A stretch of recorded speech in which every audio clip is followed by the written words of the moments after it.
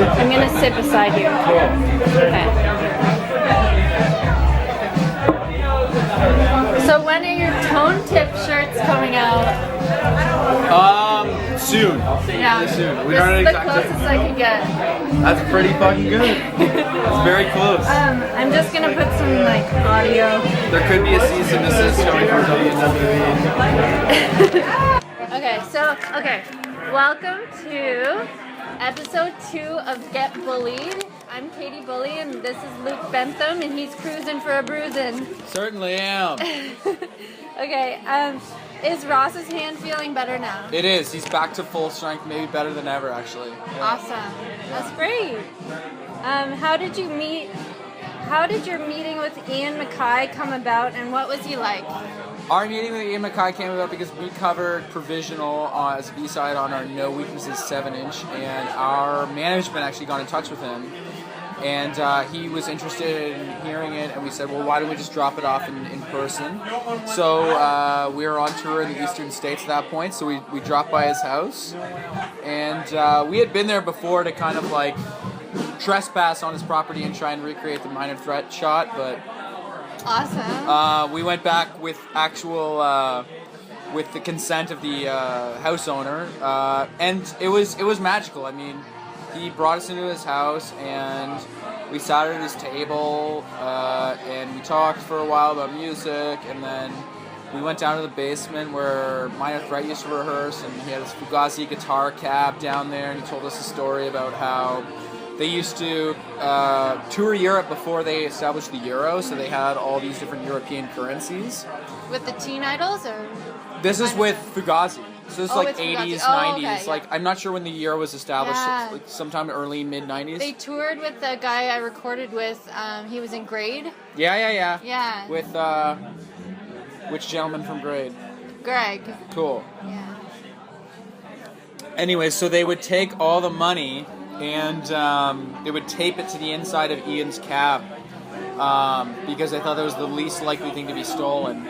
So when they got back to America, then they'd exchange it all into American dollars. So anyways, that was just a funny little anecdote, but he was very, very charming. I remember everything about that interaction because it was a dream come true. Yeah, it must have He been. was very, very kind, and I will say that we've met Ian a few times, but Ian is when they say don't meet your heroes, Ian's one of those exceptions where he's a beautiful human being.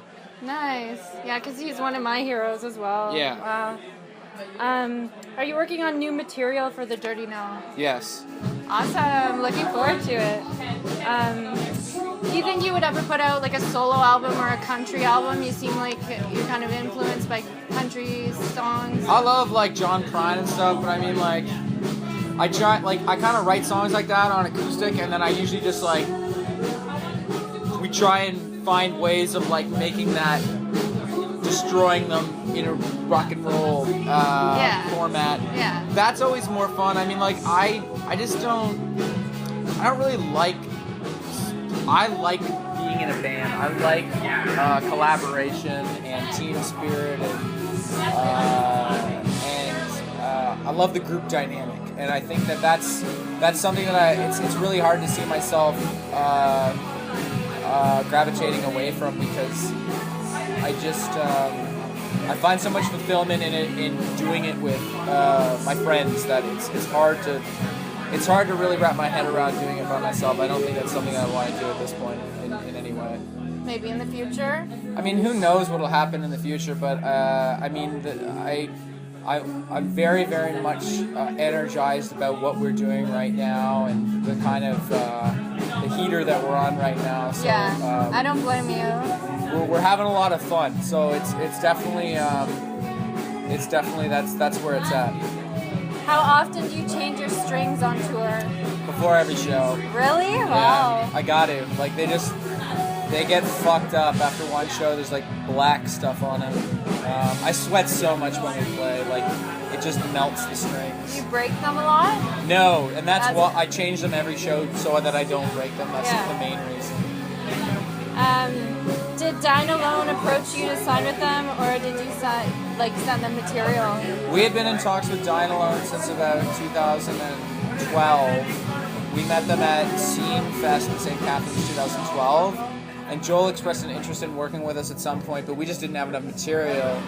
And basically, we discussed working together when we had recorded Smite, but we wanted to earn more ourselves before we wanted to basically build ourselves a better team before we went to a label, because we realized early on that although Dynalone, there's no place we'd rather be other than Dynalone. Like, your record label is only one part of the picture. Like, you've got to have that impetus and momentum yourself. You're only as good as your team is, so we knew we had to build our team before we signed. We had no management, no agents, and we wanted to start on a better kind of footing with them, and we realized that we had kind of time before that was going to happen when we brought them Smite. So we just kind of both mutually agreed, like, let's pause this, we'll revisit this. And so by the time we had Higher Power, that's when we engaged. Awesome. It's nice of you to play this fundraising show for CFMU here at the St. Hollywood. Do you have any favorite charities?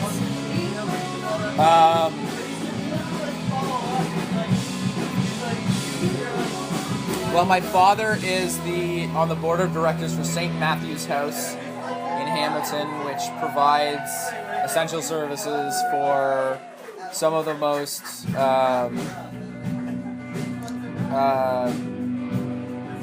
I would say in need people in the city. So I definitely feel satisfaction contributing to that. Wow. And I'm happy that my dad is helping them out too. Right on. Your lyric is that you don't believe in the long romance. My question is, what's the longest relationship you've been in, and are you and your band members in relationships? The world wants to know. The world wants to know. Well, I should preface this by saying that when I'm on my lyric game, I'm usually going with a feeling rather than maybe something that's exactly representative of my situation. But okay. I don't know. It's weird when I write my favorite kind of crash and burn rock and roll lyrics, I tap into a part of my brain that I can't really access when I try to. It's just like when I'm working really hard on songs, sometimes I just get there, and it's usually when the music is of a certain spirit, then it kind of taps into that. Just channels. Yeah, exactly. It's not really like I want to write a song about sex, drugs, and death, but it just kind of, it's like when we had that riff and we were jamming, and then all that stuff came out. But I think everybody's situation is to be determined. But okay. I have another strange question. Are you at liberty to say why you got a life ban from the Super 8 motels? I was actually joking when I said that, but it's kind of a lifetime ban imposed by us. We have two rules on tour: no Super 8 anymore, and no Denny's. Okay. Those are the two places. We've heard, too many gunshots at both places. Oh my. Sounds like a healthy direction. I love America. What did you go to school for? Psychology. Interesting. With a minor in film. Ooh. Do you have any tattoos? Nope. Do you ride your bicycle on the street or the sidewalk? On the street. And do you read poetry? I guess that's kind of subjective.